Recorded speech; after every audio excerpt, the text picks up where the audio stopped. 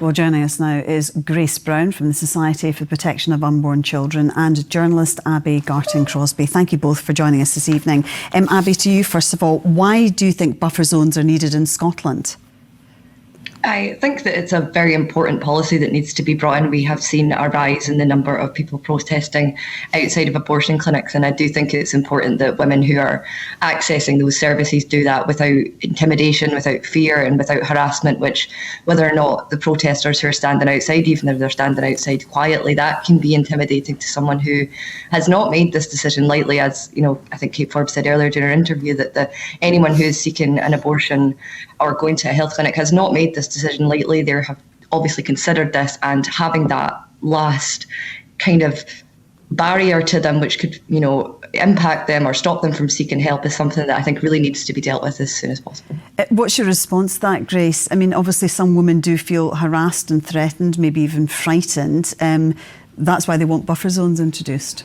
Well, harassment and intimidation simply just does not take place at pro-life vigils. So FOIs from Police Scotland and NHS Lothian have recorded that there are no incidents of harassment, intimidation, there's no arrests, there's no complaints.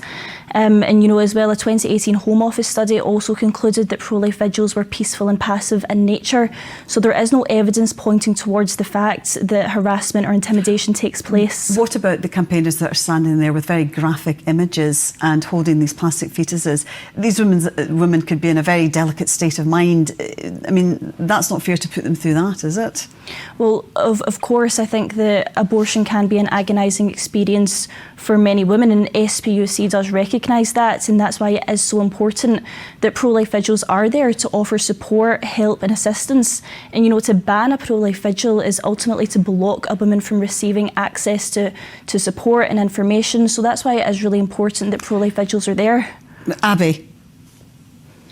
I would disagree with that, because obviously the people who can give advice to women who are seeking an abortion should be medical professionals, and also the buffer zones, as much as people do have a right to protest. I personally believe that should be outside of the Scottish Parliament where the legislation is being considered, and if people who are against this want to take that to the politicians, I think that that's the appropriate place to take it, not outside of a health clinic. But Grace is saying that it's peaceful process. I can understand why I should say it's peaceful, because they're standing there silently, but if you're still walking past and seeing those signs, I would be intimidated by seeing that, and I'm not easily intimidated. And I use the Sandyford Clinic for other things. It's not just women who use them for abortion, it's a lot of other reproductive things. So, there could be somebody who's walking past that's had an abortion in the past and be triggered by that. It's going to have an impact. I think saying that even though they're silent means, and that there haven't been any recorded incidents by the police, doesn't mean that it hasn't happened. Well, that's an interesting point. It can be very upsetting to women, and also the women that go in there will have been extensively counselled, I would imagine, by medical professionals. I mean, what do these campaigners feel they can add?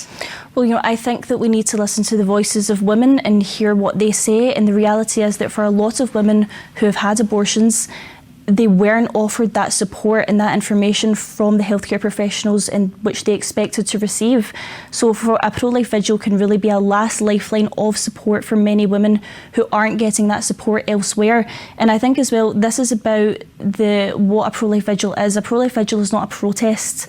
A pro-life vigil is a peaceful gathering which is community-based. But has anyone's mind ever been changed by one of the campaigners? Of course, yes. There's women across the UK who've encountered a pro-life vigil before going into an abortion clinic. They've received alternative information, alternative choices, and they kept their child. Well, I mean, Abbi, what's your response to that? And also, do you think this legislation will be introduced, and when?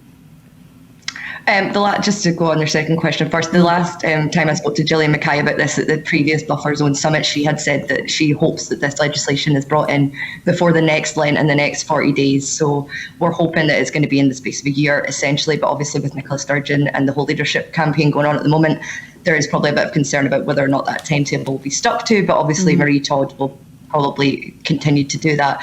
But yeah, on what you were saying about, women should be listened to. I agree, women should be listened to, and women should have the choice to go into these clinics without fear of harassment and being intimidated. If they do want to seek support, there's a lot of ways to seek the support through the NHS.